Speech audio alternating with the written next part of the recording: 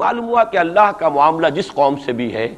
Covenant ہے، وہ میثاق ہے ہمارا اللہ کے ساتھ، میثاق قرآن ہے ہمارا، ان کا میثاق تورات تھی، پکڑو اس کو، خذوا ما آتیناکم بقوۃ،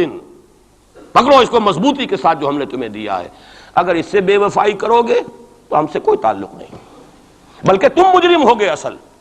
باقی لوگوں کے پاس تو کتاب ہے نہیں، شریعت ہے نہیں، دین ہے نہیں، ان کو تو پہنچانا تمہارے ذمہ تھا، تم تو ان کو کیا پہنچاتے، خود اس سے بے وفائی کر بیٹھے ہو، لہذا ساری دنیا کی گمراہی کی ذمہ داری بھی تمہارے کندھوں پر ہے۔ یہ ہے وہ جرم جس کی بنا پر سزا ملے گی، سزا کے مستحق ہیں ہم، اور ہم میں سب سے بڑھ کر عرب ہیں جن کی مادری زبان عربی ہے، جن کو صرف نحو پڑھنے کی ضرورت نہیں قرآن سمجھنے کے لیے، وہ تو از دل خیزت بر دل ریزت، براہ راست کمیونیکیشن قرآن سے ہو رہی ہے، وہ بے وفائی کریں تو ظاہر بات ہے مہا مجرم وہ ہیں۔ لیکن پھر غیر عرب مسلمانوں میں اس وقت روئے ارضی پر سب سے بڑی مجرم قوم 10 کروڑ مغربی پاکستانی ہے، یہ میں ڈنکے کی چوٹ کہہ رہا ہوں اور بہت عرصے سے کہہ رہا ہوں،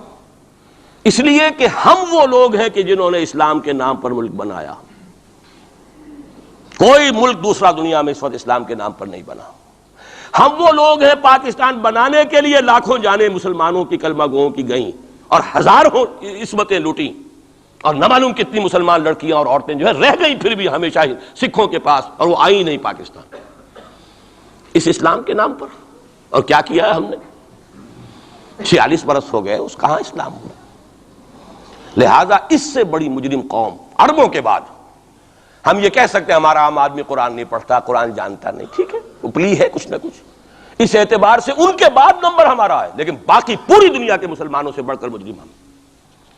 اور ہم اصل میں نہ صرف یہ کہ خود اپنے حصے کے مجرم ہیں، بھارت کے مسلمانوں کا بھی سارا وبال ہماری گردن پر ہے۔ آج میں چاہتا ہوں کہ اس کو آپ اچھی طرح نوٹ کر لیں۔ بھارت کے مسلمانوں نے، جسے آپ فرض کفایہ کہتے ہیں، نماز جنازہ فرض کفایہ، چند لوگوں نے بھی کسی مسلمان کی نماز پڑھ لی تو سب کی طرف سے ادا ہوگی، کسی نے بھی نہیں پڑھی تو سب مجرم ہو جائیں گے، بستی کے سب لوگ مجرم ہوں گے۔ بھارت کے مسلمانوں نے فرض کفایہ ادا کیا جب پاکستان بنوا دیا آپ کو، اور اس کی قیمت آج بھی وہ دے رہے ہیں، کھلے نعرے لگ رہے ہیں، مسلمان کے 2 استھان، پاکستان یا قبرستان، تیسرا کوئی جگہ نہیں۔ ڈنکے کی چوٹ کہا بابری مسجد کے بعد ایل کے اڈوانی نے، ہم ساری مسجدیں گرا دیں گے ہندوستان کے اندر، کوئی مسجد باقی نہیں چھوڑے، ڈنکے کی چوٹ اعلانیہ، یہ سب کچھ ہو رہا، اور یہ نعرے تو نہ معلوم کب سے لگ رہے ہیں، اور نہ معلوم کب سے میں یہاں ان مسجدوں کے اندر بھی اور اپنی تقریروں میں وارن کرتا رہا ہوں کہ کیا وہاں ہو رہا ہے، لیکن ہمارے تو کان پر جوں نہیں ریگتی، ہمارے تو وہی دھندے ہیں، وہی کاروبار ہے، اپنا بزنس ہے، اس کے سارے مسئلے ہیں، اس کی اپنی بلڈنگیں ہیں، اپنی موٹریں ہیں، اپنے ٹیلی ویژن ہیں، اپنے کئی کورسز کے ڈنرز ہیں، اللہ اللہ خیر صلی اللہ، ہمیں بحث کیا اسلام سے؟ تو بتائیے ہم سے بڑا مجرم کون ہوگا؟ آج جو کچھ ہندوستانی مسلمان پر بیت رہی ہے اس کا جرم ہمارے کندھے پر ہے۔ یہ میں جذباتی انداز میں نہیں کہہ رہا، میں تو 2 اور 2 4 کی طرح ثابت کر سکتا ہوں۔ انہوں نے فرض کفایہ ادا کر دیا، اور اس وقت یاد کیجئے مولانا ابوالکلام آزاد، مولانا مدنی، جمعیت علماء ہند کے علماء اپنے تقدس اور اپنے تدین اور اپنے تقوی کے اعتبار سے انکویسچنیبل، کوئی شک و شبہ نہیں ہو سکتا ان کی نیت پر اور ان کے تقوی پر اور کردار پر، انہوں نے کیا کہا تھا؟ یہی کہا تھا کہ یہ پاکستان بنا کر تم مسلمانان ہند کو 3 حصوں میں تقسیم کر دو گے۔ 3 میں کہا تھا، 2 میں نہیں، 3 میں، حالانکہ بظاہر تو ایک پاکستان بن رہا تھا نا، لیکن یہ مولانا ابوالکلام آزاد کے الفاظ تھے کہ 25 برس سے زیادہ یہ 2 خطے یکجا نہیں رہ سکتے، اور 25 برس کیا، 24.25 برس میں ٹوٹ گیا پاکستان، 25 برس پورے نہیں ہوئے، اور ان کے الفاظ تھے یہ کہ 25 برس سے زائد جمع نہیں رہ سکتے، 24.25 برس میں ختم ہو گیا، 16 دسمبر 1970 کو پاکستان ختم ہو گیا کہ نہیں ہو، 71 کو۔ بہرحال نوٹ کرنے کی بات ہے، ہم نے کیا کہا تھا؟ میں بھی مسلم لیگی تھا، میں نے بھی نعرے لگائے ہیں، چاہے غیر شعوری دور تھا، ہائی اسکول اسٹوڈنٹ تھا، پاکستان کا مطلب کیا، لا الہ الا اللہ، فلک شگاف نعرے لگائے ہیں، اور نوائے وقت کا پرچہ انتظار کرتے تھے اسٹیشن پر کھڑے ہو کر، حصار ریلوے اسٹیشن کے اوپر، کہ اب گاڑی آئی اور اب نوائے وقت لیا، اور پھیل گئے پورے شہر میں اس کو پہنچانے کے لیے۔ ہم کیا کہا کرتے تھے؟ جی نہیں، 2 طرف سے پاکستان جو ہے مضبوط پاکستان ہوگا، ہندوستان میں کسی ہندو کو جرت ہوگی مسلمان کے لیے کوئی میلی نگاہ سے دیکھنا بھی؟ وہ سارے خواب کہاں گئے؟ وہ تو حرم ہوئے،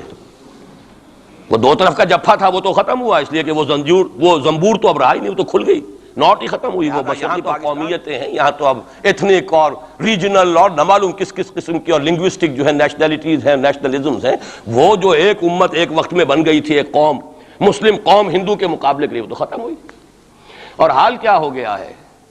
اس سے پہلے بھی کبھی کبھی ہندو مسلم فسادات ہوتے تھے، کیا سندھ سے مسلمان نہیں پہنچ جاتا تھا وہاں ریلیف کے لیے؟ کیا پنجاب سے اور سرحد سے مسلمان نہیں جاتے تھے؟ بہار نہیں گئے تھے؟ کیا کانپور کی مسجد شہید ہوئی تھی 1915 میں تو پوری ہندوستان سے مسلمان نہیں پہنچ گئے؟ آپ کیا کر رہے ہیں؟ ہندوستان کے مسلمان پر تو جو قیامت بیت رہی ہے بیت رہی ہے۔ میں نے اپنا ایک تاثر کچھ عرصے پہلے یہاں شاید بیان کیا تھا، رہا ہے میرا تاثر، اور وہ ہے اصل میں وہ لاسٹ سپر جو ہے انجیل میں جس کا تذکرہ ہے حضرت مسیح علیہ السلام نے جو آخری کھانا رفع سماوی سے قبل کھایا ہے اس باغ میں جہاں روپوش تھے اپنے حواریین کے ساتھ۔ تو اس میں یہ الفاظ آئے ہیں، میں نہیں جانتا صحیح ہیں غلط ہیں، وہ ایک علیحدہ بات ہے، کہ آپ نے وہ روٹی توڑی اور کہا کھاؤ، eat and this is my flesh, یہ میرا گوشت ہے، کھاؤ۔ اور اس کو کہتے ہیں وائن، کوئی مشروب ہوگا جو بھی ہوگا، ڈالا کہ پیو، drink and this is my blood. میرا احساس ہمیشہ یہ رہا ہے، اس کے بعد کچھ ماند پڑ گیا جب یہاں مسلمان نے یہاں مارا ہے اور کچلا ہے اور زندہ آگ میں جلایا، پھر بات ختم ہو گئی، میرے دل کے اوپر سے وہ احساس ختم ہو گئے۔ وہاں ہندو کے ہاتھوں جب مسلمان کے ساتھ یہ کچھ ہوتا تھا تو پھر جب میں کھانا کھاتا تھا محسوس کرتا تھا کہ میں ہندوستانی مسلمان کا گوشت کھا رہا ہوں اور ہندوستانی مسلمان کا خون پی رہا ہوں۔ یہ ہمیں عیش جو یہاں حاصل ہے، جو آرام حاصل ہے، جو ہمیں یہاں پر سہولتیں حاصل ہیں، جو معاشی اس کی کاسٹ پر ہے۔ اس نے آپ کو یہ ملک لے کر دیا اور آج تک اس کی قیمت ادا کر رہا ہے، اور ہم جو ہے عیش کر رہے ہیں، گل چھرے اڑا رہے ہیں۔ یہاں جس کے پاس 2 پیسے ہو گئے برقع اتار کے اس نے پھینک دیا، کہ معلوم ہوتا ہے کہ یہ تو مفلسی کو چھپانے کا ذریعہ تھا۔ 4 پیسے ہوں، اچھے کپڑے پہنے ہوئے ہوں، میک اپ صحیح کیا ہوا ہو، تو پھر برقعے کی کیا ضرورت ہے؟ اور میں نے شاید سنا ہے آپ کو، مجھ سے تو چند لڑکیوں نے یہ الفاظ کہے باقاعدہ۔ میں جب پریکٹس کرتا تھا لاہور میں کرشن نگر میں، تو ایک گھرانے کی، اور مجھے معلوم ہوا کہ ان کے والد انتہائی نیک تہجد گزار، کئی لڑکیاں تھیں بہنیں، ایک ہی تقریباً عمر 200 سے 1.5 سال کی، کبھی وہ آتی تھی کلینک میں میرے تو برقعے سمیت، کبھی آ رہے ہیں تو بغیر برقعے کے۔ تو میں نے پوچھا یہ کیا تماشا ہے آپ لوگوں کا، کبھی بغیر برقعے کے کبھی برقعے سمیت؟ صاف جواب دیا، میں ان کے الفاظ کوٹ اینڈ کوٹ میں ان کے الفاظ کوٹ کر رہا ہوں،